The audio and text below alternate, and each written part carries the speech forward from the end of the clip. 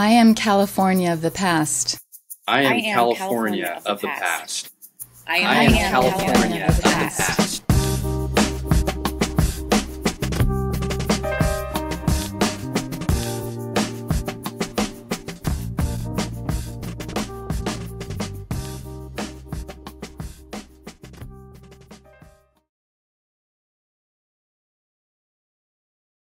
Okay. Hello, my name is Bruce Roberts, and I'm a lifelong resident of Hayward, born in the old Hayward Hospital over on A Street, which is now the Baker Building, in 1946.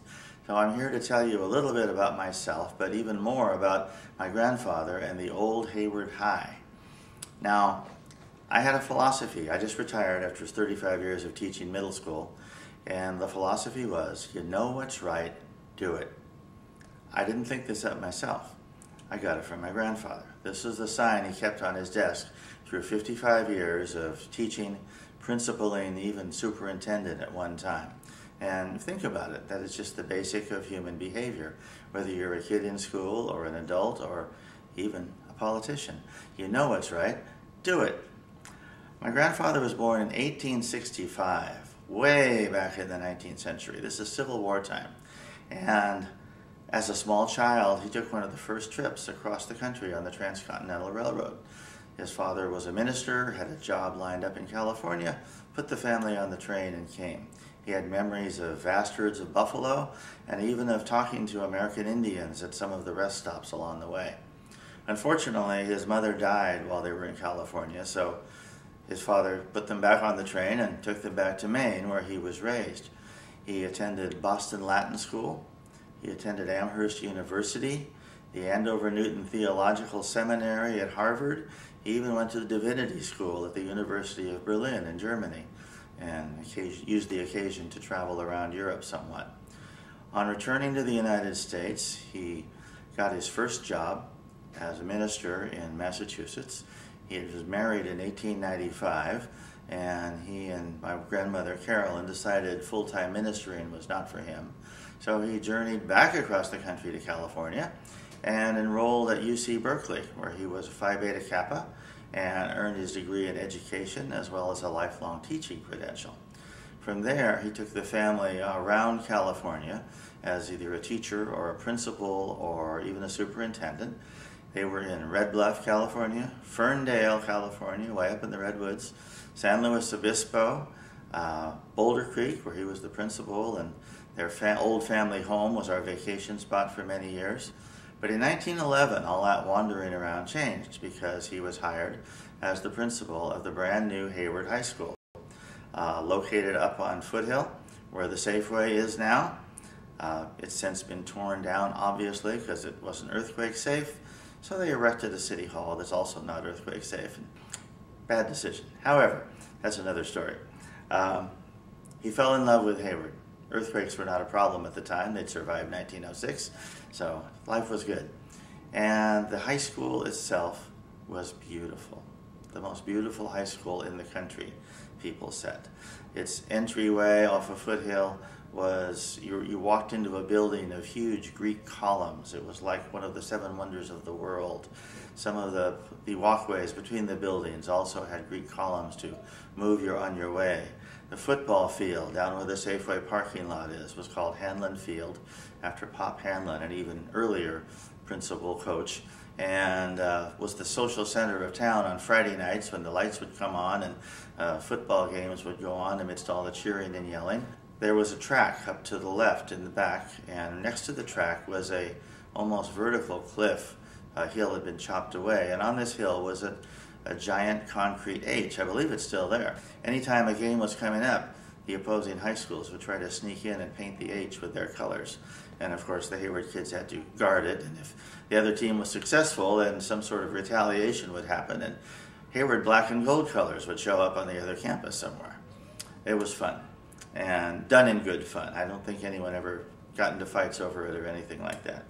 Behind the school was Hockey Hill, a hill that had been leveled for a playing field. They did archery, they did field hockey, they did lacrosse, activities that you don't see much of today. It was a beautiful school, and progress, of course, eliminated it.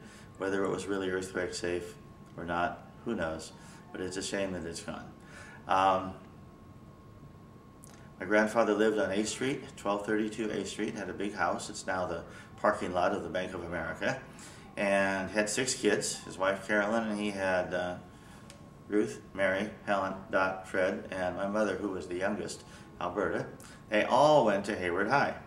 9 grandchildren, including me, I was the last to actually go to the old campus, all went to Hayward High. So we really felt it was the family high school. My grandfather in his later years was known as the grand old man of Hayward High. So we were very sad when it was finally torn down in the 60s. When he retired in 1952, he was 87 years old, and there was an editorial in the paper, and I'd like to read a paragraph out of that editorial about him. After 55 years as an educator, he reads without glasses, has a complete thatch of white hair, white-bearded, straight-standing, mentally vigorous. He is impressive with kindliness, human dignity, humor, and a solid achievement gained from years of learning and service. He can retire from the school system, but he cannot take with him the wealth he has deposited there. It's from the Daily Review. I had a friend who attended Hayward High at the time who said whenever he came in, the kids were just excellent. He was so dignified, so intelligent, so impeccably dressed at all times. Nobody would mess around. They respected him too much. In addition to being an educator, he was an avid hiker. Sunday afternoons would be taking off up to the hills. He had early on in his time in Hayward, he knew of and had a friend in Agapius Honcharenko, quite a name, who was a Russian refugee from the Tsar and lived high up in the Hayward Hills, where he held church services in a cave. Still there. Caves tend to stick around a lot. And hikers can still find this because there's a huge solitary pine tree on the edge of a hill. It really stands out, and Agapius and his wife are buried in the midst of a wooden fence at the base of that. And he would hike up there. Even after Agapius died, the hikes continued. He would take the trolley down to Mission San Jose and climb Mission Peak on a Sunday afternoon. So it was a very active life. He loved fishing. He loved ice skating, a holdover of his New England childhood, I'm sure. Poetry, reading, and writing. He was a member of the Masons, of Rotary. At one time, he was named the Outstanding Citizen of the International Lions Club. Just an all-around Renaissance man who was intellectually curious. He wanted to know about everything. And isn't that what we encourage all our kids to do? Know about things. Knowledge is power, right? Anyway, unfortunately, he passed away. We always said if he'd never retired, he never would have passed away, because his philosophy was, do what you like. Why retire when you like what you do? And he kept teaching right up and teaching principling until he was 87 years old. He was 81 when I was born, so I only knew him as a small child. And I remember a very nice white-haired man bouncing me on his knee, presiding over huge family dinners at Easter and Christmas and Thanksgiving. But I never really knew him as an adult. I would love to know him as an adult, as a colleague. That being impossible, I'm really proud to hear of his achievements. So next time you talk to your kids or your grandkids or your congressman, think of my grandfather and his philosophy. You know what's right. Do it. Thank you.